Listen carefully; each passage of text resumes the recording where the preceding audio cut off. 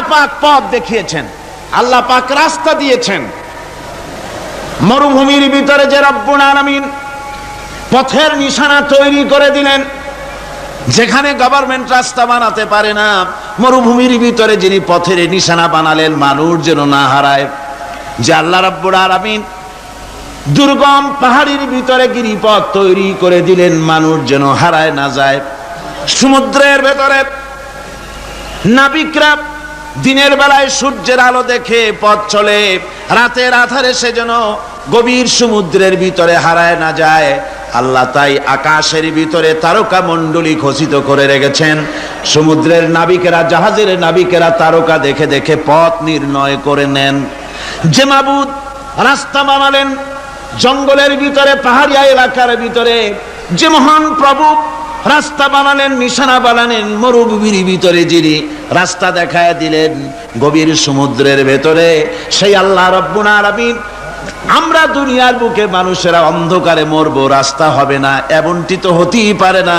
আল্লাহ রব্বুল আলামিন আমাদের জন্য রাস্তা বানাইছেন।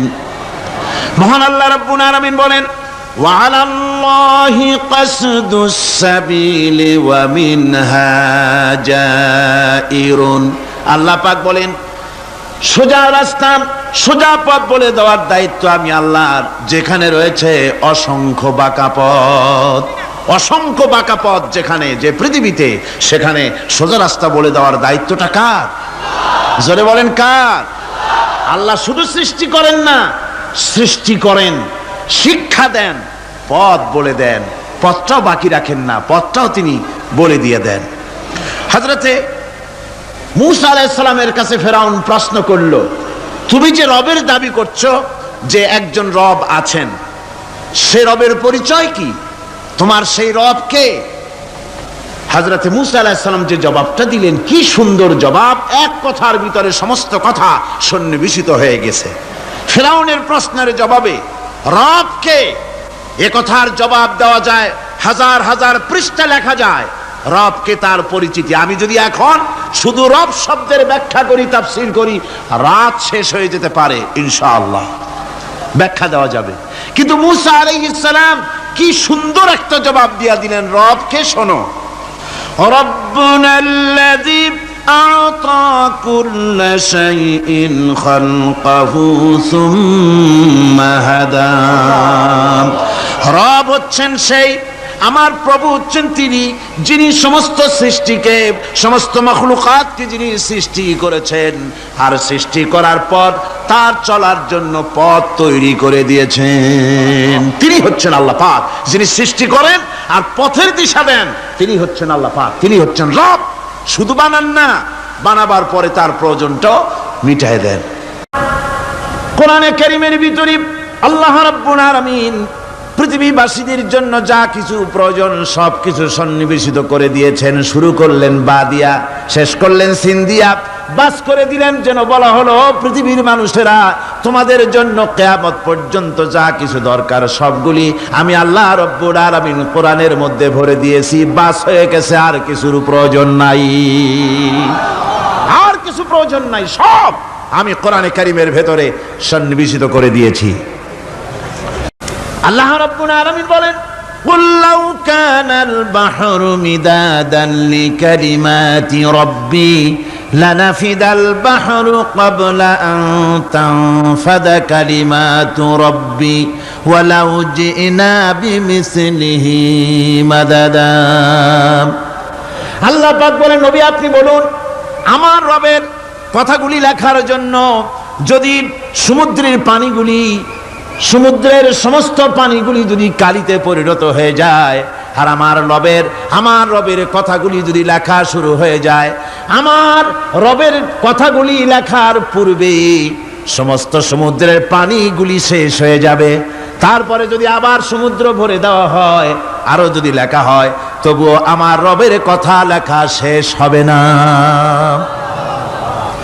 আল্লাহ রাব্বুল আলামিন বলেন, ولو أن ما في الأرض من شجرة أقلام والبحر يمده من بعده 7 أبحر ما نفدت كلمة الله আল্লাহ রাব্বুল আলামিন বলেন মা নাফিদাত কালিমাতুল্লাহ আল্লাহ পাক বলেন 7টা সমুদ্রের পানি যদি একত্রিত করা হয় 7টা সমুদ্রের পানি যদি এক জায়গায় করা হয় এই পানিগুলি যদি কালিতে পরিণত হয়ে যায় আর পৃথিবীর সমস্ত গাছগুলি যদি কলমে পরিণত হয়ে যায় ওই গাছগুলি দিয়ে যদি ওই পানি রূপ কালি দিয়ে আমার প্রভুর কথা আল্লাহ রাব্বুল আলামিনের কোরআনের কথা যদি লেখা শুরু হয়ে যায় লিখতে লিখতে সমস্ত পানিগুলি গাছগুলি শেষ হয়ে যাবে আল্লাহ পাকের কালামের ব্যাখ্যা লেখা শেষ হবে না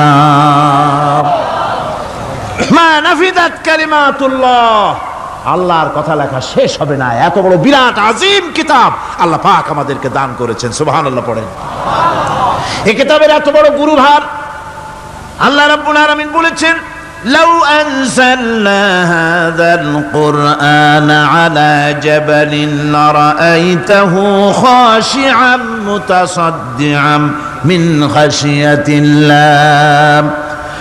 আমি যদি এই কোরআনকে পর্বতের উপরে নাজিল করতাম তাহলে তুমি দেখতে পেতে আমার ভয় ভীত সন্ত্রস্ত হয়ে পাহাড়গুলো চূর্ণ বিচূর্ণ হয়ে যেত এত বড় আসিম কিতাব আমি তোমাদেরকে দান করেছি যার গুরুভার বহন করতে কেউ রাজি হয়নি পাহাড় পর্বত কেউ রাজি হয়নি মানুষ রাজি হয়েছে এই মানুষের উপরে আমি এটা অবতীর্ণ করেছি গোটা বিশ্ববাসীর সামনে এই কিতাব আমি দিয়েছি তোমাদেরকে এর দ্বারা হেদায়েত তোমরা গ্রহণ করবে কিয়ামতের দিন আল্লাহর এই বিরাট নিয়ামত আমাদেরকে দান করলেন আমরা এই নিয়ামতের নাশকর করেছি অর্থাৎ এই কোরআনকে আমরা ব্যবহার করেছি সঠিকভাবে করি নাই বেঠিকভাবে করেছি প্রথম দিন দ্বিতীয় দিন আমি বলেছি কোরআন শরীফকে শুধু তাবিজ তুমারের জন্য শুধু সওয়াবের জন্য তেলাওয়াত করেছি আসলে শুধু সওয়াবের জন্য তো আসেনি কোরআন কোরআন বুঝতে হবে আমল করতে হবে তবে না শান্তি পাবো আপনি যদি কোরআন হচ্ছে মানুষের জীবন সমস্যার সমাধানের গ্রন্থ ওষুধ খেলে রোগ ভালো হয় ওষুধ খেলে কি হয় কেউ যদি সকাল বেলায় তসবিহ হাতে নিয়ে 500 বার পড়ে ওষুধ ওষুধ ওষুধ 500 বার পড়লে রোগ কি ভালো হবে বরং রোগ আরো বাড়তে পারে চিল্লাইতে চিল্লাইতে শীতের জন্য লেপ গায়ে যায় না দিয়া কেউ যদি চিল্লাইতে থাকে জিকির করে লেপ্ত শোক লেপ্ত শোক লেপ্ত শোক শীত কি বন্ধ হবে নাকি পানির পিপাসায় ছটফট করে মানুষ যদি চিল্লায় পানি পানি পানি পানি পানি পানির পিপাসা আরো বাড়বে তাহলে কি বোঝা গেল পিপাসা লাগলে পানি পান করতে হবে শীত লাগলে কম্বলটা গায়ে দিতে হবে রোগ হলে ওষুধটা খেতে হবে তাহলে সব সমস্যার সমাধান হবে অনুরূপভাবে আমরা শুধু কোরআনে কারীমকে তেলাওয়াত করি সওয়াবের নিয়তে তার হুকুমগুলি জীবনের উপরে আমল করি না বলে আজকের জীবন আমাদের বিপর্যস্ত হয়েছে ব্যক্তিতে পরিবারে রাষ্ট্রে শান্তি নাই কোথাও শান্তি নাই এই কারণে আর কিয়ামতের দিন রাসূল আসামি করবেন তাদেরকে যারা কোরআন অমান্য করেছে রাসূল হবেন বাদী বাদী হবেন কে যারা বলেন কে বাদী হবেন রাসূল আসামি হবে কারা যারা কোরআন ছেড়ে দিয়েছে আল্লাহ রাব্বুল আলামিন বলেন وقال الرسول يا رب إن قوم اتخذوا هذا القرآن مهجورا কিয়ামতের দিন রাসূল আল্লাহর দরবারে ফরিয়াদ করবেন আয় আমার রব আয় আমার আল্লাহ তাআলা এই সমস্ত লোকগুলি তোমার কালামকে তোমার কোরআনকে অপ্রয়োজনীয় জিনিস বলে তারা পরিত্যাগ করেছিল আমার বন্ধুগণ কিয়ামতের দিন যখন এরা উপস্থিত হবে আল্লাহর দরবারে আল্লাহ রাব্বুল আলামিন কোরআনের সাথে যারা ঠাট্টা করেছে বিদ্রুপ করেছে কোরআনের আইনকে নিয়ে যারা ঠাট্টা বিদ্রুপ মজাক উড়ায়ছে কিয়ামতের দিন তাদেরকে বলা হবে ওয়াকিলাল ইয়াউমা নানসাকুম কামা নাসিতুম লিকা ইয়াউমিকুম হাযা কিয়ামতের দিন আল্লাহ রাব্বুল আলামিন কোরআনের ঠাট্টাকারী কোরআনের বিদ্রুপকারী, কোরআনের আইনের অমান্যকারীদেরকে বলবেন আমি আজকে তোমাদের ভুলে গেলাম, যেমন করে তোমরা এই দিনে আমার সঙ্গে সাক্ষাৎকারের কথা ভুলে গিয়েছিলে। তোমরা যেমন আমার আজকের এই কিয়ামতের দিনের কথা যারা ভুলে গিয়েছিলে, আজকে আমিও তোমাদেরকে ভুলে গেলাম। এরপরে কি হবে? ওয়ামাওয়াকুমুন নার ওয়া মা লাকুম মিন নাসিরিন। আল্লাহ পাক বলেন এরপরে এদের জায়গা হবে জাহান্নাম, আর এদের সাহায্যকারীও কেউ থাকবে না, জাহান্নামে চিরকাল থাকতে হবে। এটা এই জন্য যে তারা আল্লাহর কোরআনের সঙ্গে ঠাট্টা করেছে, বিদ্রুপ করেছে, কোরআনের আইন মানে নাই, কোরআনের আইনকে অমান্য করে চলেছে। এই জন্য কিয়ামতের দিন আল্লাহ রাব্বুল আলামিন তাদেরকে শাস্তি প্রদান করবেন। কোরআন পৃথিবীর বুকে আল্লাহ নাজিল করেছেন, শুধু তেলাওয়াত করবেন ঝুলে ঝুলে, এজন্য নয়। কি জন্য নাজিল হলো? এবার উদ্দেশ্য শুনুন। আল্লাহ পাক বলেন আর রহমান আল্লামাল কোরআন। আল্লাহ রাব্বুল আলামিন তিনি হলেন এমন দয়াবান, এমন রহমান, যিনি কোরআন শিখালেন। কি কারণে শিখালেন? কোরআন নাজিলের উদ্দেশ্য কি? আল্লাহ পাক বলেন ইন্না আনজালনা ইলাইকাল কিতাবা বিল হাক্কি লিতাহকুমা বাইনান নাসি বিমা আরাকাল্লাহ। আল্লাহ পাক বলেন এই কিতাব আমি আপনার প্রতি অবতীর্ণ করেছি এই জন্যে যাতে করে আপনি আল্লাহর প্রদর্শিত এই বিধান অনুযায়ী মানুষের উপরে বিচার ফয়সালা করতে পারেন। মানুষের উপরে আইন চলবে আল্লাহ। কার আইন? জোরে বলেন কার আইন? আলা লাহুল খালক ওয়াল আমর। সৃষ্টিজাত আইন চলবে কার? আল্লাহ পাক বলেন এই জন্য নাজিল করলাম, কোরআন নাজিল করেছি যাতে করে কোরআনের আইন দিয়ে বিচার ফয়সালা করতে পারেন, সেই জন্যই কোরআন নাজিল করলাম।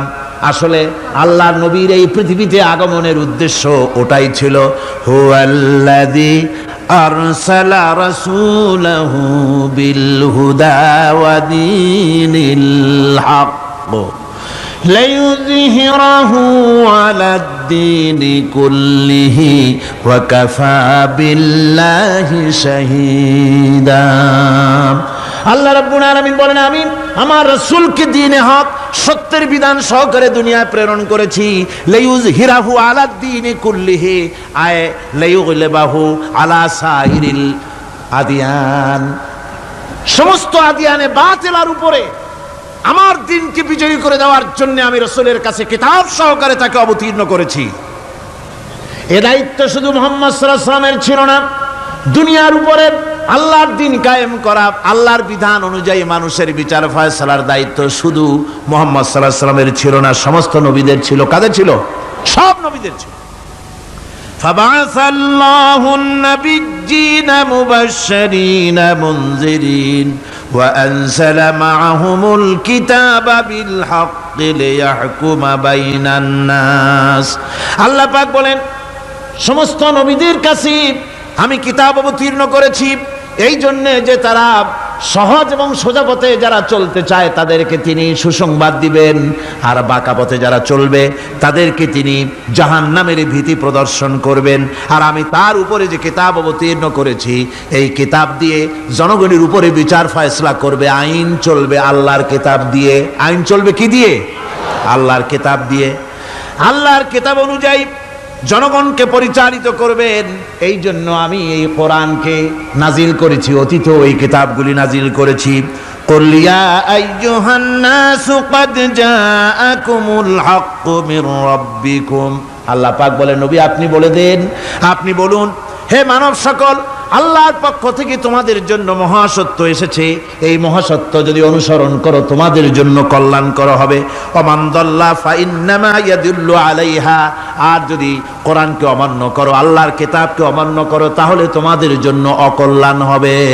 আজ আপনারা বলেন আল্লাহর কিতাবের আইন কি আমাদের দেশে চলে? কোরআনের আইন কি চলে? চলে না। কোরআনের আইন চলে না। আমরা কি খুব শান্তিতে আছি? খুব আরামে আছি? শ্রমিকরা তাদের শ্রমের মূল্য পায়, কৃষক তার উৎপাদিত পণ্যের সঠিক দাম পায়, নারী তার সতীত্বের মর্যাদা পায়। জনগণ কি আরামে ঘুমাতে পারে? না, জনগণ রীতিমতো দুবেলা পেট পুরে সমস্ত জনগণ খেতে পারে। এর একমাত্র কারণ হচ্ছে কোরআনের আইনকে অমান্য করা হয়েছে। ভালো করে কান পেতে শুনুন, আল্লাহ রাব্বুল আলামিন কোরআনে কারীমের মধ্যে পরিষ্কার করে বলেছেন, ওয়া মান লাম ইয়াহকুম বিমা আনজালাল্লাহু ফাউলাইকা হুমুল কাফিরুন। যারা নাকি আমার দেওয়া বিধান অনুযায়ী, কোরআন অনুযায়ী যারা বিচার ফয়সালা করে না, ফাউলাইকা হুমুল কাফিরুন, ফাউলাইকা হুমুজ জালিমুন, ফাউলাইকা হুমুল ফাসিকুন। যারা আমার দেওয়া বিধান অনুযায়ী বিচার ফয়সালা করে না, তারা কাফির, তারা জালিম, তারা ফাসিক। সুতরাং এর ভিতরে এই জুলমের মধ্যে জালিমদের অন্তর্গত, ফাসিকদের অন্তর্গত হয়ে বাংলাদেশের বহু মুসলমান, পৃথিবীর বহু এলাকার মুসলমান এর মধ্যে লিপ্ত হয়ে আছে। কোরআনের আইন চালু না করলে পরে, কোরআনের আইন না মানলে পরে জালিম হতে হবে, কাফির হতে হবে, ফাসিক হতে হবে। অর্থাৎ যতখানি না মানবেন ততখানি এই বিশেষণে বিভূষিত হতে হবে। এক শ্রেণীর লোক আছে যারা বলে বেড়ান ধর্ম আর রাজনীতি আলাদা। বলেন কিনা, কন জোরে বলেন, বলে কিনা? ধর্ম আর রাজনীতি আলাদা। তারা বলেন আমরা ধর্ম নিরপেক্ষ থাকতে চাই। তারা কি থাকতে চায়? ধর্ম নিরপেক্ষ থাকতে চায়। কোরআনে কারিমে এই ধর্ম নিরপেক্ষবাদীদের ব্যাপারে কোরআন কি বলছে শুনুন। আল্লাহ রাব্বুল আলামিন বলেন, আলাম তারা ইলাল্লাযীনা ইয়াজউমুনা আন্নাহুম আমানু বিমা উনজিলা ইলাইকা ওয়া মা উনজিলা মিন ক্বাবলিক। আল্লাহ পাক বলেন, হে নবী, তুমি কি সেই সব লোকদেরকে দেখেছ যারা দাবি তো করে যে আমরা আল্লাহর উপর ঈমান এনেছি আর এই কিতাবের উপর ঈমান এনেছি, এর পূর্বে যত কিতাব নাজিল হয়েছে সেসব কিতাবের উপরেও ঈমান এনেছি। ধর্মনিরপেক্ষবাদীরা তারা তো বলে না যে আল্লাহ মানি না, কোরআন মানি না, একথা বলে না, ওটা বলে না। কি বলে? সেই বলা কথাটাই আল্লাহ এখানে অনেক আগে বলে রেখেছেন। ওরা বলে যে আমরা অবশ্যই আল্লাহকে মানি, আল্লাহর কিতাব মানি, এর পূর্বে যত কিতাব নাজিল হয়েছে সেগুলোও মানি, তবে ইউরিদুনা আইয়াতাহাকামু ইলাত তাগুত, তারা চায় তাদের জীবনের সমস্ত সমাধান সমস্যার জন্য তাগুতের কাছে যেতে চায়। তাগুতকে, আল্লাহকে বাদ দিয়ে তারা যেতে চায় কোথায়? তাগুতের কাছে। জোরে বলেন, কিসের কাছে যেতে চায়? তাগুতের কাছে। তাগুত বলে কারে? তাগুত বলা হয় যে নিজে আল্লাহর আইন মানে না এবং অপরকেও আল্লাহর আইন অমান্য করতে বাধ্য করে, তাকে বলা হয় তাগুত। ওরা বলে ধর্ম আর রাজনীতি আলাদা। কোরআন মানি কিন্তু কোরআনের আইন মানি না। ওরা কোরআন মানে ঠিকই, বলে যে কোরআন মানি, কিন্তু কোরআনের আইন মানে। তাহলে এ মানি বলার অর্থটা কি? এর মূল্যটা কোথায়? কোরআন যদি মানো তো কোরআন বলেছে সুদ খেও না। আমাদের দেশে সুদ চলছে না? কোরআন বলেছে বিবিকে পর্দায় রাখো, পর্দায় কি রাখা হচ্ছে? কোরআন বলেছে ওজনে কম দিও না, তা কি মানা হচ্ছে? কোরআন বলেছে আমার আইন দিয়ে দেশ শাসন করো, তা কি করা হচ্ছে? সুতরাং ধর্মনিরপেক্ষ মতবাদ যেটা, এই মতবাদটা কোরআনের দৃষ্টিতে কুফরি মতবাদ। ধর্মনিরপেক্ষ মতবাদ কি? জোরে বলেন, ধর্মনিরপেক্ষ মতবাদ কি? কোন মুসলমান, যে ব্যক্তি নিজেকে মুসলমান বলে দাবি করে, ধর্মনিরপেক্ষ মতবাদ সে বিশ্বাস করতে পারে না। জায়েজ নাই, হারাম। আফাতুমিনুনা বিবাদিল কিতাব ওয়া তাকফুরুনা বিবাদ।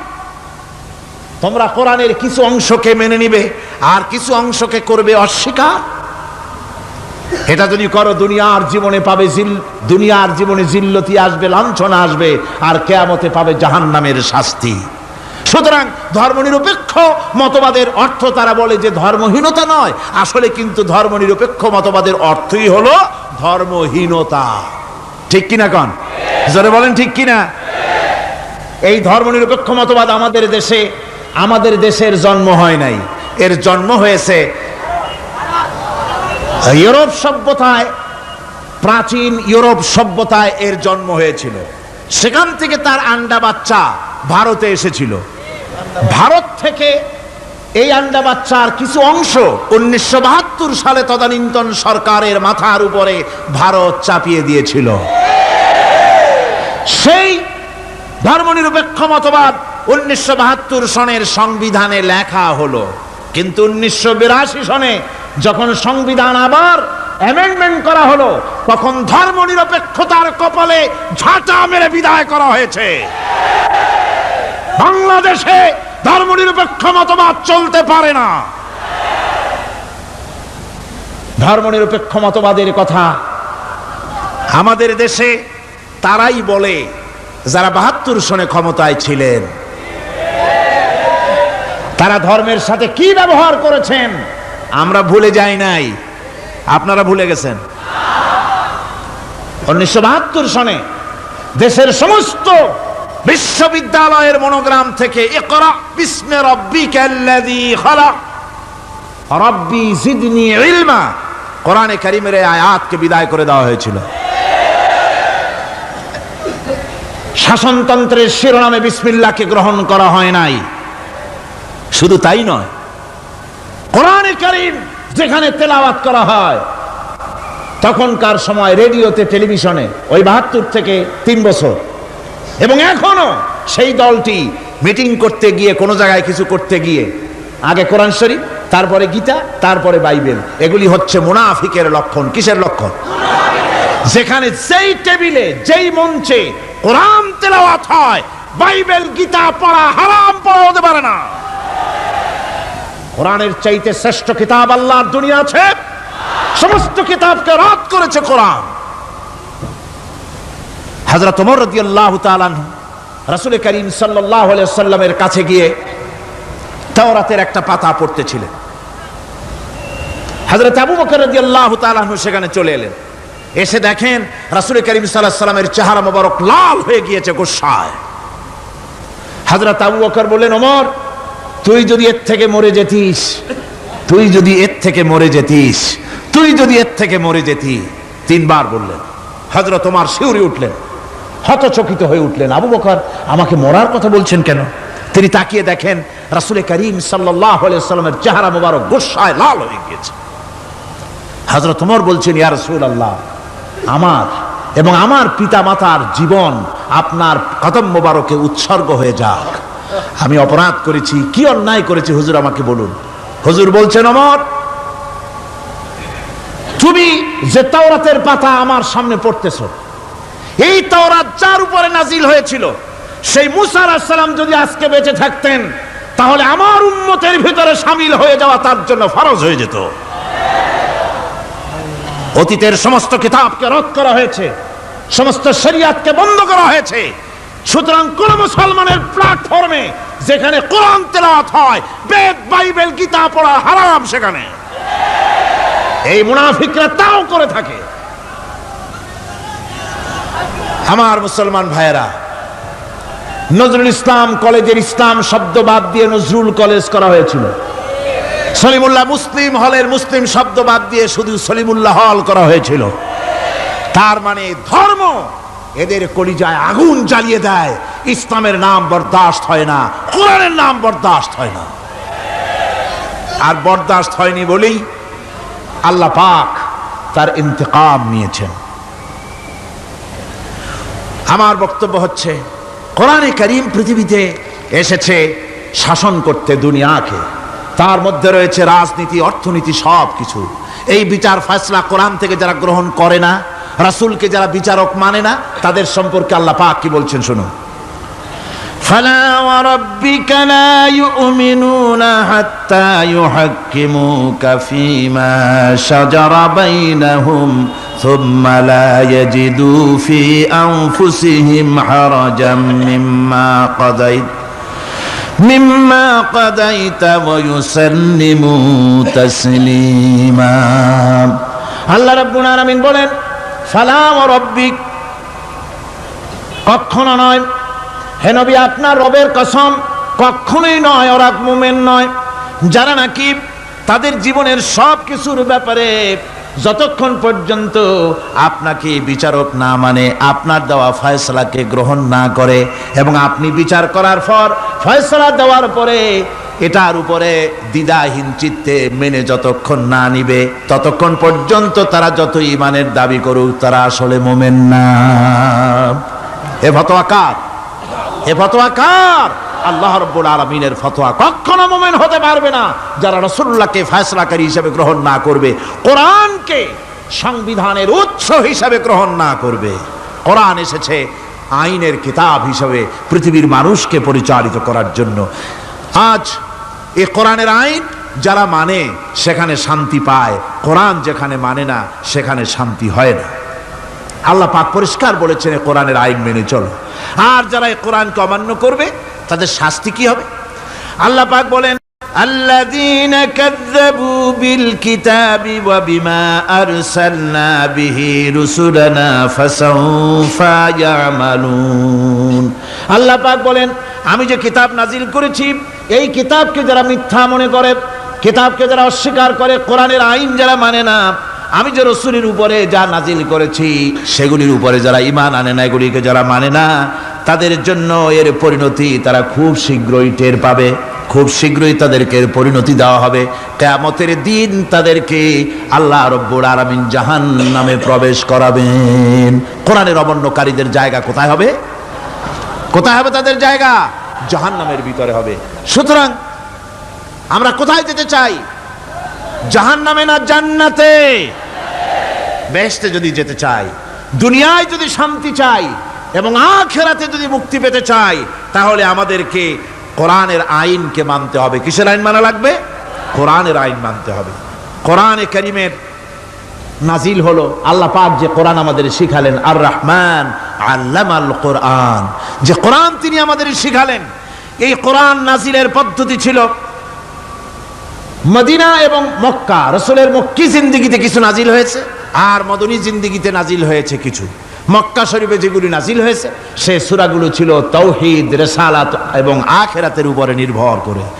আর মদনী সূরা যেগুলি ছিল সেগুলি ফৌজদারি দণ্ডবিধি, উত্তরাধিকারী আইন, তারপরে যাকাত, ওসর, যুদ্ধ, সন্ধি, বন্দি, এরপরে রয়েছে স্বরাষ্ট্রনীতি, পররাষ্ট্রনীতি, অর্থনীতি, জীবন পরিচালনার সমস্ত বিধি আর ব্যবস্থা মদনী জিন্দেগির সূরাগুলিতে, অবতীর্ণ সূরাগুলিতে আল্লাহ রাব্বুল আলামিন নাজিল করেছেন। কোরআন শরীফ মানুষের সকল সমস্যার সমাধান দিয়েছে। এখানে আমি এখন তার কিছু নমুনা পেশ করছি আপনাদের সামনে, আপনাদের বোঝার জন্য যে কোরআন। অনেকে বলে যে কোরআনের তাফসীরের ভেতরে রাজনীতির আলোচনা হয়। রাজনীতি সেইটুক করি যেটুকুন আল্লাহ কোরআনে করেছেন। জোরে কোন আলহামদুলিল্লাহ। এর থেকে বালাই কিছু বলি নাকি? না। কোরআন যেটুকুন করেছে, রাসূলুল্লাহ যেটুকুন করেছে, একজন মুসলমান হিসাবে তা করা আপনার আমার জন্য কি? সুন্নত, নফল। ওইটা করা কি? জোরে কোন। এটা করা আমাদের জন্য ফরজ। সেই জন্য আমি কিছু নমুনা পেশ করছি আপনাদের সামনে, বুঝতে পারবেন যে কোরআন শুধু নামাজের কথা নিয়ে আসে নাই। কোরআনের মধ্যে আয়াত সংখ্যা কত?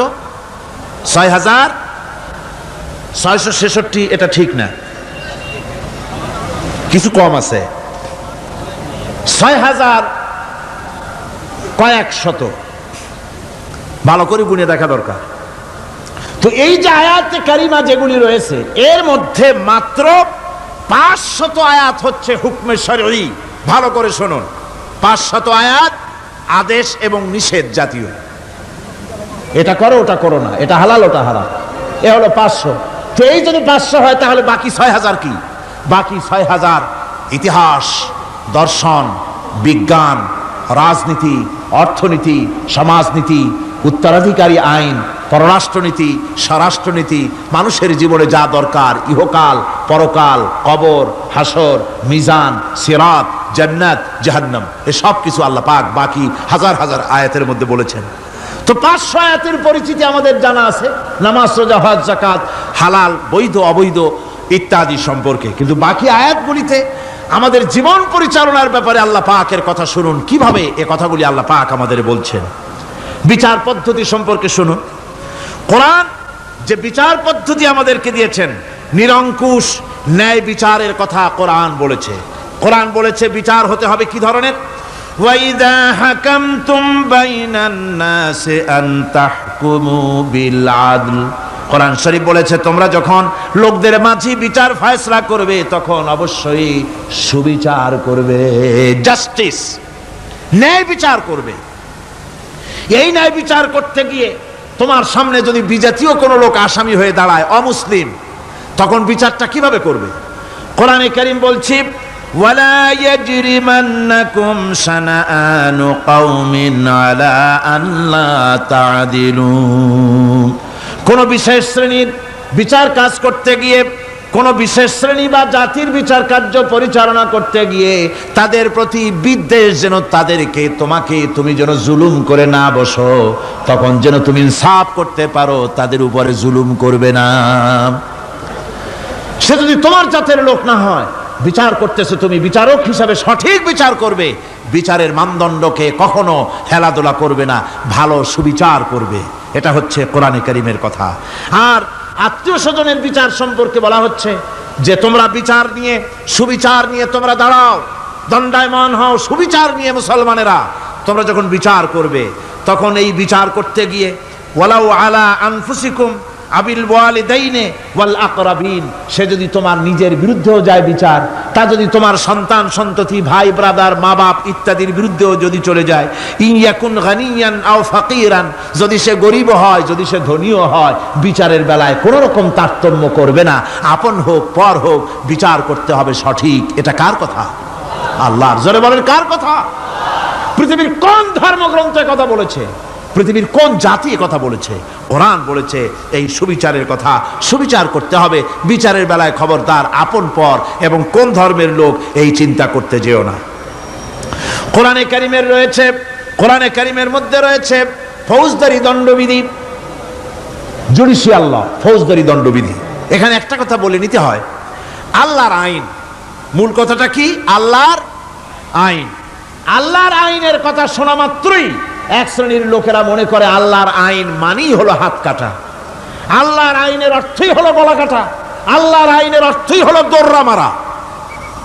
এটা একটা বাজে কথা। আল্লাহ পাকের আল্লাহ কি এইরকম একটা বদমেজাজি দারোগার মতো আল্লাহ, যে মানুষ পাইলেই খালি পিটাবে আর হাত কাটবে? একটা কথা হইল? হাত কাটা, গলা কাটা, এটা কখন? সুবিচার প্রতিষ্ঠিত হয়ে যাবে, খাওয়া পড়ার গ্যারান্টি মিলবে, তারপরে যদি কেউ চুরি করে দৃষ্টান্তমূলক শাস্তি দাও হাত কেটে। এর আগে না। মদিনা মুনাওয়ারায় হযরত ওমর রাদিয়াল্লাহু তাআলা আনহুর সময় অনাবৃষ্টির কারণে দুর্ভিক্ষ দেখা দিয়েছিল। তখন হযরত ওমর জাস্টিসদেরকে, ম্যাজিস্ট্রেটদেরকে ডেকে পরিষ্কারভাবে এলান করে দিয়েছিলেন, এখন যদি কোনো চোর ধরা পড়ে, এই দুর্ভিক্ষ চলাকালীন কোন চোর যদি ধরা পড়ে আর প্রমাণিত হয় পেটের জ্বালায় চুরি করেছে, খবরদার তার হাতকে তোমরা কাটবে না, খবরদার হাত কাটবে না। ইসলাম তো আগে পেটে দেয়। আগে কোথায় দেয়? পেটে, তারপরে দেয় পিঠে, আগে দেয় না। মানুষের খাওয়া পড়া, শিক্ষা, চিকিৎসা, বাসস্থান সবটার গ্যারান্টি দেওয়া হয়। মদিনায় যখন এই গ্যারান্টি এসে গেল, চোরের হাত কাটা আইন মক্কায় নাজিল হয় নাই, নাজিল হয়েছে মদিনা মুনাওয়ারায়, রাসূলের মদনী জিন্দেগিতে। কোন সময়? যখন রাসূলুল্লাহ প্রেসিডেন্ট। রাসূলুল্লাহ কি? জোরে কোন? রাসূলুল্লাহ কি? রাষ্ট্রপতি। সেই সময় মানুষ দরজা খুলে ঘুমাবার সুযোগ পেল, খাওয়া পড়া, শিক্ষা, চিকিৎসা, বাসস্থানের গ্যারান্টি পেল। এই সময় আল্লাহ রাব্বুল আলামিন তিনি যখন দেখলেন ইসলামী সমাজ ব্যবস্থা কোরআনের আইনের মাধ্যমে মানুষ সব রকমের নিরাপত্তা লাভ করেছে, পেটের সমস্যার সমাধান হয়ে গেছে, তখন আল্লাহ আইন জারি করলেন, আস-সারিকু ওয়াস-সারিকাতু ফাকতাউ আইদিয়াহুমা, চোর পুরুষ হোক আর নারী হোক উভয়ের হাত কেটে দাও। পুরুষ হোক আর নারী হোক, এখন উভয়ের হাত কেটে দাও।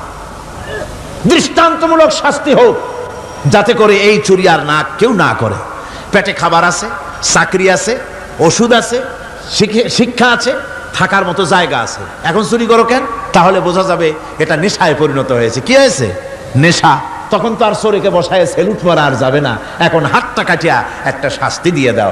আমাদের দেশে কিন্তু চোরের হাত কাটা আইনের ব্যাপারে কোন চোরেরা আজ পর্যন্ত মিছিল করে না। বাংলাদেশের কোন ছোট ছোট চোর, যেমন তাল চোর, বেল চোর, কচু চোর, ছাতি চোর, জুতা চোর, আরো যত ছোট ছোট চোর, এই সব চোরেরা কি কোনোদিন মিছিল করেছে যে চোরের হাত কাটা আইন মানি না, মানবো না? বলেছে কেউ? বলে কিন্তু এই আইনের বিরুদ্ধে সোচ্চার কারা? কোন চোরেরা? নিশ্চয়ই ছোট চোরেরা না, বড় চোরেরা, যারা তাল বেল চুরি করে না, বরং কলমের খোঁচা দিয়া সরকারের জনগণের লক্ষ কোটি কোটি টাকা পকেটস্থ করেন মেহেরবানি করে। ওই সব তারা মনে করেন যদি এই আইন চালু হয়ে যায় তাহলে তালচোর বেলচোরের তো কোনো ক্ষতি নাই, ইসলামী রাষ্ট্র চালু হলে পরে তো সকলের পেটে ভাত আসবে, ওই তাল বেল আর চুরি করা লাগবে না, তাদের তো সুবিধা। কিন্তু মুসিবতটা তো আমাদের হবে, বেশি খাইয়া খাইয়া জিব্বা পুরু হয়ে গেছে। এখন ওই বেশি খাইতে না পারলে বদভ্যাস চালু হয়ে যাবে, চুরি করতে যখন যাইবে তখন এই আইন তো বিসমিল্লাহ হবে আমাদের দিয়া। এই জন্য ওনারাই বিরোধিতা করেন চরমভাবে। আমার বন্ধুগণ, কোরআনের আইন বন্ধ করার ক্ষমতা কারো নাই। এই আইন চালু হলে পরেই শান্তি আসবে। ওরা বিরোধিতা করছে, ওরা বলছে চোরের হাত কাটা আইন, এটা হচ্ছে একটা অমানবিক ব্যাপার। আইনটা কার? আল্লাহর। মানুষগুলি কার? তা তোমারা তো দরদ কেন? মায়ের চাইতে মাসির দরদ বেশি, এটা কি খুব সুলক্ষণ? না, এটা দারুণ কুলক্ষণ। সুতরাং আল্লাহ রাব্বুল আলামিন তার আইন হচ্ছে শাশ্বত আইন। চোরের হাত কাটা আইন অর্থ এ নয় যে বাংলাদেশ ইসলামী দল যদি ক্ষমতায় আসে পাইকারি দরে চোরের হাত কাটা আরম্ভ করবে, না। ততক্ষণ পর্যন্ত আইন চালু হবে না যতক্ষণ পর্যন্ত সমস্ত মানুষ তাদের কর্মসংস্থান না হবে, খাবার না পাবে, চাকরি বাকরি না হবে, খেয়ে পরে খাওয়া পড়া শিক্ষা চিকিৎসা বাসস্থান সবটার গ্যারান্টি মিলবে, তারপরে আইন চালু হবে, এর আগে নয়। আল্লাহ রাব্বুল আলামিন ফৌজদারি দণ্ডবিধির আওতার ভিতরে চোরের কি শাস্তি হবে তা বললেন, নরহত্যার শাস্তি কি হবে তাও আল্লাহ পাক এখানে বলছেন, ইয়া আইয়ুহাল্লাযীনা আমানু কুতিবা আলাইকুমুল কিসাসু ফিল কাতলা। আল্লাহ পাক বলেন তোমাদের প্রতি নরহত্যার শাস্তি স্বরূপ কিসাস নির্দিষ্ট করা হয়েছে, অর্থাৎ হত্যার বদলে হত্যা করা। একজন মানুষ আর একজন মানুষকে হত্যা করেছে, কোরআনের আইন হচ্ছে ওকেও হত্যা করো। কি সুন্দর আইন, সুবহানাল্লাহ পড়েন। তাহলে কি হবে?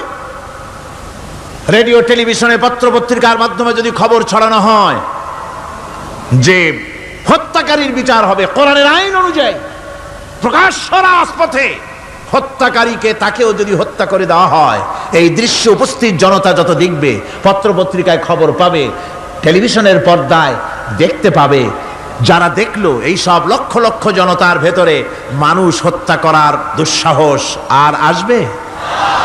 আল্লাহ পাক বলছেন এটা হচ্ছে মানুষের কিসাস, এর মধ্যে রয়েছে মানুষের জীবন। এরপরে নরহত্যার শাস্তি আল্লাহ পাক এভাবে কোরআনে কারীমের মধ্যে বললেন। জিনার শাস্তি, আয-যানিয়াতু ওয়াজ-যানি ফাজলিদু কুল্লা ওয়াহিদিম মিনহুমা মিআতা জালদা। আল্লাহ রাব্বুল আলামিন বলেন, জিনাকারিনী পুরুষ, জিনাকারিনী নারী আর জিনাকারা পুরুষ, তাদের শাস্তি হচ্ছে উভয়কে 100 করে দৌড়া মারা, প্রাণদণ্ড দিয়ে দেওয়া। এই শাস্তি যদি হয় জিনা বন্ধ হয়ে যাবে, বিবাহ সহজ হবে। ইসলামী রাষ্ট্র হলে পরে জিনা করা কঠিন হবে, বিবাহ করা সহজ হয়ে যাবে। এটা হচ্ছে কোরআনের আইনের সুন্দর বিধান। জিনার শাস্তি, চোরের শাস্তি, নরহত্যার শাস্তি জুডিশিয়াল লয়ের আওতায়, ফৌজদারি দণ্ডবিধির আওতায় এগুলি পড়ে। এগুলি সব কোরআন শরীফে আছে না নাই? আছে কিনা? তাহলে কি করে আপনি বলবেন আপনি ধর্ম নিরপেক্ষ? আপনি শুধু ধর্ম আপনার ব্যক্তিগত ব্যাপার আর রাজনীতি একটা আলাদা ব্যাপার। এবারে আল্লাহ রাব্বুল আলামিন মদ পান সম্পর্কে, যারা মদ পান করবে, জুয়া খেলবে যারা, তাদের সম্পর্কে মদ্যপায়ীদের ব্যাপারে আল্লাহ পাক বলছেন, ইন্নামাল খামরু ওয়াল মাইসিরু ওয়াল আনসাবু ওয়াল আজলামু রিজসুম মিন আমালিশ শাইতানি ফাজতানিবুহু। আল্লাহ পাক বলেন নিঃসন্দেহে মদ, জুয়া এবং পাশা এ সমস্ত খেলাকে এই সমস্ত জিনিসকে নাপাক ঘোষণা করা হয়েছে, এগুলি সব হতেছে শয়তান কর্তৃক উদ্ভাবিত নোংরা কাজ। এগুলি শয়তানের কাজ। মদ আর জুয়া কার কাজ? জোরে বলেন, কার কাজ? শয়তানের কাজ। সুতরাং ফাজতানিবুহু, এর থেকে তোমরা ফিরে থাকো। আল্লাহ বলছেন মদ এবং জুয়া মানুষকে আল্লাহর জিকির থেকে ফিরায় রাখে। ফাহাল আনতুম মুনতাহুন, এগুলি শোনার পরেও কি তোমরা এর থেকে ফিরে থাকবে না? এবার আল্লাহ রাব্বুল আলামিন ওজনে কম দেওয়া সম্পর্কে বলছেন। যারা ব্যবসায়ী, অনেক ব্যবসায়ী আছে, ব্যবসা করতে গিয়ে ধর্ম ব্যক্তিগত ব্যাপার, ব্যবসার মধ্যে ধর্ম নিতে চাই না। কয় যে ধর্ম দারুণ পবিত্র জিনিস, এত পবিত্র, শুধু মসজিদে থাকবে, শুধু মাদ্রাসায় থাকবে, আমার জীবনের বিস্তীর্ণ অঙ্গনে ধর্ম ঢুকতে পারবে না। তার মানে ভাবখানা এই, আল্লাহ এবং রসুলকে বলে দেওয়া হচ্ছে, হে আল্লাহ হে রসুল, তোমাদের উপরে 144 জারি করে দিলাম, শুধু মসজিদে আর খানকায় থাকো, মাদ্রাসায় থাকো, আমাদের জীবনের বিস্তীর্ণ অঙ্গনে তোমাদের কোনো প্রবেশের অধিকার নাই। জোরে কর নাউজুবিল্লাহ।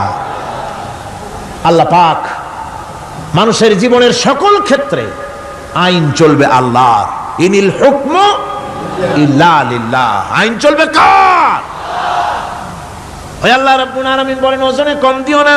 ওয়াউফুল কাইলা ইযা কিলতুম ওয়াজনু বিল কিসতাসিল মুস্তাকিম, মেপে যখন কোনো জিনিস দিবে পরিমাপে কম দিবে না, ওজন করে যখন দিবে ওজনেও কম দিবে না। আল্লাহ পাক কোরআনে কারীমের মধ্যে সুন্দর করে সব কথা বলে দিলেন। ওজনে কম করো না, পরিমাপে কম করো না, সঠিকভাবে এটাকে দিও। ইয়াতীমের মাল সম্পর্কে কোরআন বলছে, ওয়ালা তাকরাবু মালাল ইয়াতীমি ইল্লা বিল্লাতী হিয়া আহসান। ইয়াতীমের মাল ভক্ষণ করা তো দূরের কথা, এর নিকটবর্তী হয় না। তবে হ্যাঁ, এতিম বয়সপ্রাপ্ত হওয়া পর্যন্ত যদি আমানত রাখো সেটা ভিন্ন কথা, কিন্তু এতিমের মালকে ভক্ষণ করো না অবৈধভাবে। এতিমের মালের সুরক্ষার জন্য আল্লাহ পাক বলে দিলেন। অশ্লীলতা সম্পর্কে, আজকে সমাজে অশ্লীলতা চলছে, বেহায়ামি, নগ্নতা চলছে, এ সম্পর্কে আল্লাহ পাক বলছেন, কুল ইন্নামা হাররামা রাব্বিয়াল ফাওয়াহিশা মা যাহারা মিনহা ওয়া মা বাতান। আল্লাহ পাক বলেন, হে নবী আপনি বলে দেন, আমার প্রভু নিঃসন্দেহে প্রকাশ্য এবং অপ্রকাশ্য সব রকমের নির্লজ্জতা এবং পাপাচারকে নিষিদ্ধ ঘোষণা করেছেন, হারাম করে দিয়েছেন। প্রকাশ্য এবং অপ্রকাশ্য সব রকমের পাপাচারকে, নির্লজ্জতাকে আল্লাহ পাক নিষেধ করেছেন।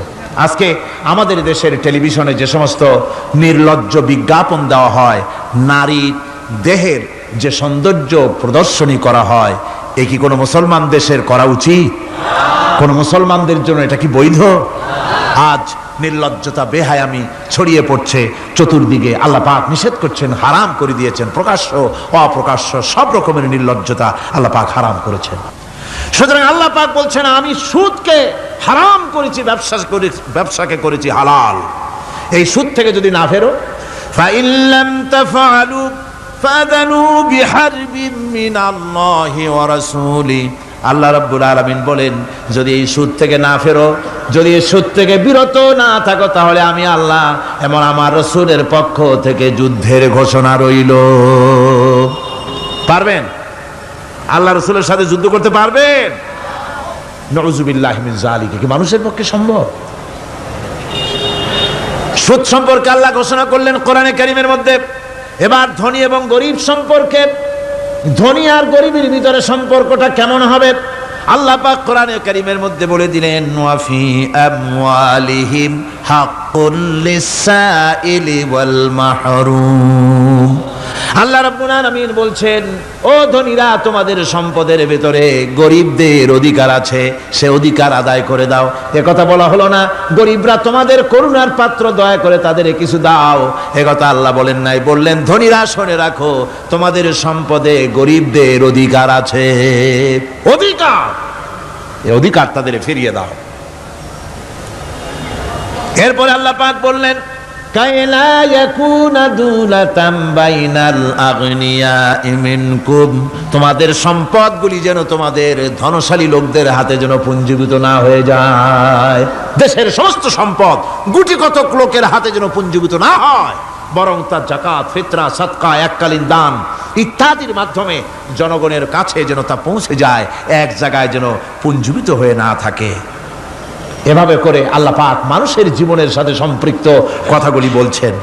রাষ্ট্র ব্যবস্থা সম্পর্কে বলছেন, ওয়া আমরুহুম শুরা বাইনাহুম, রাষ্ট্র পরিচালনা করতে গিয়ে তাদের সাথে পরামর্শ ভিত্তিক রাষ্ট্র চালাও, স্বৈরাচার হয়ে ক্ষমতায় বসে থেকো না।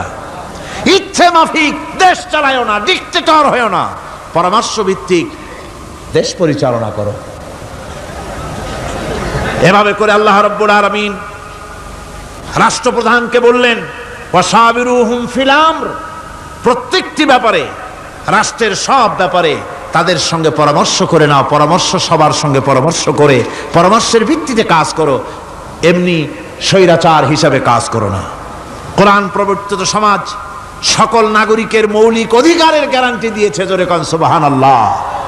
এখন আমি যে কথাগুলি বলবো, এই কথাগুলি শুধু মুসলমানদের জন্য নয়, হিন্দু, মুসলমান, খ্রিস্টান, বৌদ্ধ, নারী, পুরুষ, সাদা, কালো, বর্ণ, ভাষা, দল, মত নির্বিশেষে সমস্ত মানুষের জন্য নাগরিক অধিকারের গ্যারান্টি দিচ্ছে কে? আল্লাহ পাক। জোরে বলেন, কে দিচ্ছেন? আল্লাহ পাক। আল্লাহ পাক জীবনের নিরাপত্তা দিচ্ছেন। কোরআনের আইন যদি চালু হয়, নাগরিকদের জীবনের নিরাপত্তা লাভ হবে। জোরে কোন সুবহানাল্লাহ।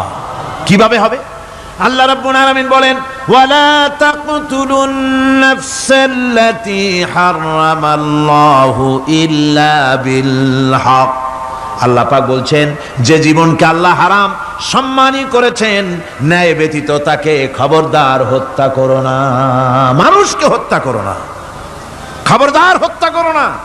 আল্লাহ পাক হত্যা নিষিদ্ধ ঘোষণা করে দিলেন, আর বললেন, মান কাতালা নাফসান বিগাইরি নাফসিন আও ফাসাদিন ফাকান্নামা কাতালান নাস জামিআ।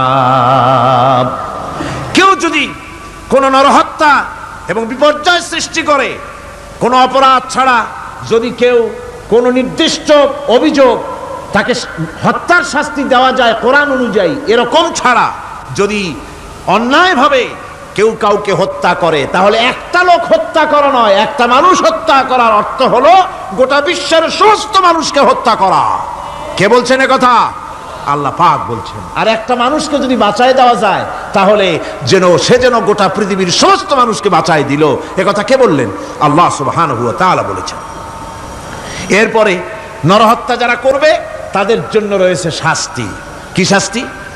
আল্লাহ পাক বলছেন, ওমান ইয়াকতুল মুমিনান মুতাআম্মিদান ফাজাযাউহু জাহান্নামু খালিদান ফিহা ওয়া গাদিবাল্লাহু ওয়া লা'নাহু ওয়া আ'আদ্দা লাহু আযাবান আযীমা। আল্লাহ পাক বলছেন, ওমান ইয়াকতুল মুমিনান মুতাআম্মিদান, যে ব্যক্তি কোনো মুমিনকে ইচ্ছে করে হত্যা করলো, ফাজাযাউহু জাহান্নাম, তার শাস্তি কি? যারা বলেন শাস্তি কি? খালিদ, সেই জাহান্নামে চিরকাল তাকে থাকতে হবে। ওয়া গাদিবাল্লাহ ওয়া লা'নাহু, আর তার উপরে আল্লাহর গজব, আল্লাহর লানত, চিরকাল এই শাস্তি তাকে জাহান্নামে ভোগ করতে হবে। এই কথাগুলি না জানার কারণেই আজকে কলেজ বিশ্ববিদ্যালয়গুলিতে মানুষ হত্যা চলছে, পাখি হত্যার মতোই। সুতরাং আল্লাহর এই বিচারের কথা কোরআন থেকে যারা জানে, তারা সন্ত্রাস করে না। এই জন্য কলেজ বিশ্ববিদ্যালয় সমূহে সন্ত্রাস হয়, মাদ্রাসাগুলিতে সন্ত্রাস হয় না বললেই চলে। কথা কি ঠিক বললাম না বাড়ায় বললাম? সন্ত্রাসের কারণে টাইটেল মাদ্রাসা বন্ধ হয়েছে কয়টা বাংলাদেশে? ফাজেল মাদ্রাসা কয়টা? দাখিল কয়টা? ইল্লা মাশাআল্লাহ দুই একটা হতে পারে কোথাও, কিন্তু তা হয় না। কারণ মাদ্রাসায় এই সব কথা পড়ানো হয় যা আমি বললাম। কোরআন থেকে যে কথাগুলি বললাম এগুলি কোথায় পড়ানো হয়? আজকে যদি কলেজ বিশ্ববিদ্যালয় সমূহে কোরআন পড়ানো হতো, তাফসীর পড়ানো হতো, তাহলে বিশ্ববিদ্যালয় থেকে রবীন্দ্রনাথ আর সূর্য সেনের পা চাটা উলামেরা বের হতো না, শহীদ তিতুমীর বেরিয়ে আসতো, টিপু সুলতান বেরিয়ে আসতো, সালাউদ্দিন আইয়ুবী বেরিয়ে আসতো। দুর্ভাগ্যজনক, আজ কলেজ বিশ্ববিদ্যালয়গুলিতে আল্লাহর কোরআন পড়ানো হয় না বলে আমাদের পাঠানো সোনার টুকরা ছেলেগুলি কয়লার টুকরা হয়ে ফিরে আসতেছে। বন্ধুগণ, জীবনের নিরাপত্তা দিচ্ছেন আল্লাহ পাক। কোরআনের আইন চালু হলে মানুষকে হত্যা করা হবে না, কেউ কাউকে মারতে পারবে না, মারলে তাকেও নিহত হত্যা করা অবশ্যই হবে। সম্পদের নিরাপত্তা দিচ্ছেন আল্লাহ, গ্যারান্টি। হিন্দু হোক মুসলমান হোক সকলের সম্পদের গ্যারান্টি মিলবে, কেউ কারো সম্পদকে হরণ করবে না, গসব করবে না। কোরআন বলছে ওয়ালা তাকুলু আমওয়ালাকুম বাইনাকুম বিল বাতিল, পরস্পরের সম্পদকে অবৈধভাবে ভক্ষণ করো না। সম্মানের নিরাপত্তা হচ্ছে ইসলামী সমাজ চালু হয়ে গেলে আল্লাহ রাব্বুল আলামিন সম্মানের নিরাপত্তা দিবেন প্রত্যেক নাগরিকের। আল্লাহ পাক বলছেন ইয়া আইয়ুহাল্লাযীনা আমানু লা ইয়াসখার কওমুম মিন কওমিন, হে বিশ্বাসীরা তোমরা এক গোত্র আর এক গোত্রকে ঠাট্টা করো না। চাষিরা তাঁতিদেরকে গালি দিও না, তাঁতিরা চাষিদেরকে জেলেদেরকে গালি দিও না। এক গোত্র আর এক গোত্রকে ঠাট্টা করো না, বিদ্রুপ করো না। ওয়ালা তালমিজু আনফুসাকুম ওয়ালা তানাবাজু বিল আলকাব, একে অপরের দোষ গেয়ে বেরিও না, একে অপরকে খারাপ নামে ডেকো না, একে অপরের কুচ্ছা রটনা করো না। আল্লাহ নিষেধ করেছেন। ইসলামী সমাজ হলে পরে মানুষ সব দিক থেকেই নিরাপত্তা পাবে, গ্যারান্টি পাবে, ব্যক্তি স্বাতন্ত্র্যের প্রাইভেসির নিরাপত্তা পাবে।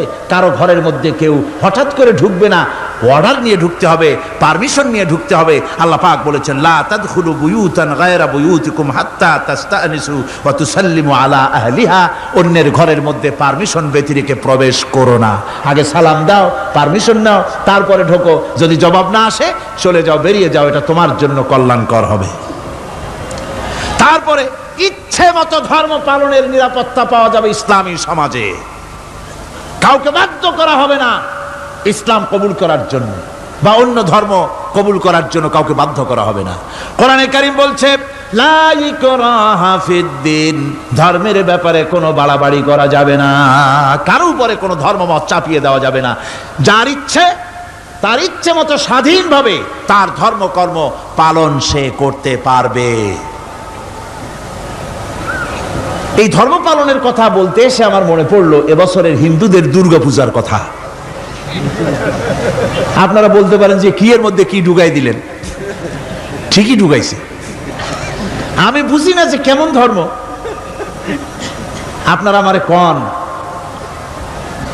দেশের প্রধান বিরোধী দল তারা যদি বলে যে আমাদের এই দাবি যদি সরকার না মানে তাহলে 1 বছরের ভেতরে আমার দলে যত লোক আছো কেউ জুমার নামাজ পড়বা না, তাহলে তাদের দলের লোকেরা তা কি মানবে? মানবে? বিএনপি যদি বলে, সরকারে যারা আছে, যে আমাদের এই সমস্ত কথা যদি বিরোধী দল না মানে তাহলে আমার দলের কোনো লোক ঈদের নামাজ পড়বে না, শুনবে কেউ? শুনবে না। যত বড় নেতা হোক কেউ যদি বলে, ইসলামী দলের নেতাও যদি বলে যে বছর আমাদের এই কথা যদি গভর্নমেন্ট না মানে কোন মুসলমান হজ করতে যাবে না, এই কথা মানবে কেউ? মানবে না। যেহেতু কোন দলের কোন ব্যক্তির মুহতাজ নয় ইসলামের আইন, ইসলাম পালন যার যার ব্যক্তিগত ব্যাপার, ধর্মের কাজ অবশ্যই প্রত্যেককে পালন করতে হবে। সুতরাং ইসলামী গভর্নমেন্ট এলে, ইসলামী শাসন এলে, কোরআনের শাসন এলে প্রত্যেক নাগরিক তার নিজস্ব ধর্ম ইচ্ছে মতো পালন করতে পারবে, কোনো বিধিনিষেধ আরোপিত হবে না। এর নাম হচ্ছে ইসলাম। এর নাম কি? ইসলাম। কোরআন যত পড়বেন মাথা তত নত হবে। তুলা গাছের ফল যত পাকে তত গাছ কি হয়? ডালগুলো কি হয়? উপরে উঠে যায়। বোঝেন না কেন? তুলা গাছ নাই আপনাদের দেশে? তুলারে কি কয় চট্টগ্রামে? তুলা গাছরে কি কয়? তুলা গাছ। তুলা গাছের ফল যত পাকে তত গাছের ডাল কি হয়? যখন কাঁচা থাকে তখন নিচে থাকে, ডাল ঝুঁকে পড়ে, আর পাকলে পরে উপরে উঠে যায়। আর আম গাছের ফল যত পাকে তত ডাল কোথায় যায়? নিচে যায়। যারা মানুষের তৈরি করা এই সমস্ত জ্ঞানে যারা সমৃদ্ধ হয় তারা ওই তুলা গাছের মতো আস্তে করে যতই জ্ঞানে বৃদ্ধ হয় ততই ডাল উপরের দিকে যায়, জ্ঞান তত হালকা হয়। আর কোরআন আমের মতো, কাঁঠালের মতো, মানুষের উপকারী এমন এক ফলের মতো, যত পাকে যত পড়ে জ্ঞান যত সমৃদ্ধ হয় ততই আল্লাহর সামনে মাথা নত হয়ে যায়। মানুষের কাছে জ্ঞান খুবই সংক্ষিপ্ত জ্ঞান, মানুষের কাছে অমা উতিতুম মিনাল ইলমি ইল্লা কালিলা, খুব সামান্যতম জ্ঞানই তোমাদেরকে দেওয়া হয়েছে, বেশি জ্ঞান আমাদের কাছে নাই। সবচাইতে বড় জ্ঞানের উৎস আল্লাহ সুবহানাহু ওয়া তাআলা, জ্ঞানের উৎস হচ্ছে কোরআনে হাকিম। সেই কোরআন থেকে আল্লাহ পাক দয়া করে আমাদেরকে কোরআন শিখিয়েছেন। জোরে কোন সুবহানাল্লাহি বিহামদিহি। এই কোরআনের সব কথা আল্লাহ আর রহমান আল্লামাল কোরআন, আল্লাহর সবচাইতে বড় দয়া আমাদেরকে কোরআন শিখিয়েছেন। জোরে কোন সুবহানাল্লাহ। সেই কোরআনের মর্যাদা, সেই কোরআনের শিক্ষা, সেই কোরআন দিয়ে আমাদের কি ফায়দা ইত্যাদি কথা আমি ধীরে ধীরে আপনাদের সামনে আলোচনা করব ইনশাআল্লাহুল আজিজ। সবাই বলেন আমিন। আমার ভাইরা, এই আলোচনা থেকে কেউ মাহরুম হবেন না, এই আলোচনা থেকে কেউ মাহরুম হবেন না। একজনে গতকাল বলেছিলাম 3 জনকে যদি দাওয়াত দিয়ে আনেন তাহলে ফায়দাটা কি জানেন? আপনার দাওয়াতে একটা ভাই যদি অতিরিক্ত আসেন এ মাহফিলের মধ্যে ওয়াজ শোনার জন্য, কোরআন শুনলেন, কোরআনের দিকে আকৃষ্ট হলেন, নামাজি হলেন, দিনদার হলেন, পরেজগার হলেন, আপনি মরে যাবেন, কিয়ামত পর্যন্ত এই সব আল্লাহ পাক আপনার আমলনামায় লিখে দিবেন। জোরে বলেন আমিন, আরো জোরে বলেন আমিন। আল্লাহুম্মা আমিন। ربنا ظلمنا أنفسنا وإن لم تغفر لنا وترحمنا لنكونن من الخاسرين ربنا لا تزغ قلوبنا بعد إذ هديتنا وهب لنا من لدنك رحمة إنك أنت الوهاب ربنا العالمين। হাজার হাজার মুসলমান নরনারী দীর্ঘক্ষণ ধরে তোমার কোরআনের কথা শুনেছি, মেহেরবানি করে সওয়াবটুকু রাসূল করিম সাল্লাল্লাহু আলাইহি সাল্লামের রূহ মুবারকে পৌঁছে দাও। तमाम পৃথিবীর মাটির নিচে যত মুমিন মুমিনাত শুয়ে আছে আল্লাহ তুমি মেহেরবানি করে কবরগুলিকে জান্নাতের টুকরায় পরিণত করে দাও। আমাদের মা বাপ যাদের দুনিয়া থেকে বিদায় হয়ে গেছে আল্লাহ দয়া করে তাদেরকে জান্নাতবাসী করে নিও। রব্বিরহামহুমা কামা রব্বায়ানি সগীরা রব্বিরহামহুমা কামা রব্বায়ানি সগীরা। হায় আল্লাহ তাআলা এই মাহফিলের আয়োজন যারা করেছেন ইসলামী সমাজ কল্যাণ পরিষদকে তুমি মঞ্জুর করে নিও আল্লাহ রাব্বুল আলামিন। तमाम পৃথিবীর বুকে মুসলমানেরা যত জায়গায় বিপদে আছে, মুসিবতে আছে, আল্লাহ তুমি দয়া করে মেহেরবানি করে বিপদগ্রস্ত মুসলমানদের হামি ও নাসির হয়ে যাও রব্বুল আলামিন।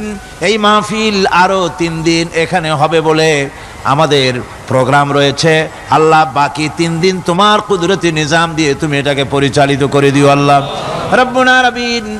এ মাহফিল যারা আয়োজন করেছেন এবছর দারুণভাবে ঋণগ্রস্ত হয়ে তারা এই মাহফিলের ব্যবস্থা করেছেন আল্লাহ তুমি দয়া করে তাদের ঋণ পরিশোধ করার মতো তৌফিক দিয়ে দিও। তোমার বান্দাদের দিল তাদের দিকে মাইল করে দিও রব্বুল আলামিন। এ মাহফিলের যিনি মুরব্বী হযরত মাওলানা শামসুদ্দিন সাহেবের জন্য গতকাল দোয়া করেছি, আজও করছি, গত বছরও করেছি। তোমার কাছে আমরা কাঁদতেই থাকবো, দোয়া করতেই থাকবো, যেহেতু তোমার দরজা ছাড়া আর বান্দার কোনো দরওয়াজা নাই রব্বুল আলামিন। তুমি মেহেরবানি করে আমাদের এই ভাইকে দয়া করে চক্ষুষ্মান করে দাও, তার দৃষ্টি শক্তি দয়া করে তুমি ফিরিয়ে দাও রব্বুল আলামিন। তুমি তোমার বান্দাদের দোয়া তোমার দরবারে মঞ্জুর করে নাও। মা বোনেরা কষ্ট করে প্রতিদিন আসেন, আয় আল্লাহ মা বোনদেরকেও হেদায়েত নসিব করে দাও, মা বোনদের যাতায়াত আসান করে দাও, আর তাদেরকে তোমার দিন বুঝে দিনের রাস্তায় চলার তৌফিক দিয়ে দিও। রব্বানা তাকাব্বাল মিন্না ইন্নাকা আনতাস সামিউল আলিম ওয়া তুব আলাইনা ইন্নাকা আনতাত তাওয়াবুর রহিম। সুবহান রাব্বিকা রাব্বিল ইজ্জাতি আম্মা ইয়াসিফুন ওয়া সালামুন আলাল মুরসালিন আলহামদুলিল্লাহি রাব্বিল আলামিন। বিহাক্কি লা ইলাহা ইল্লাল্লাহু মুহাম্মাদুর রাসূলুল্লাহ। আসসালামু আলাইকুম ওয়া রাহমাতুল্লাহ।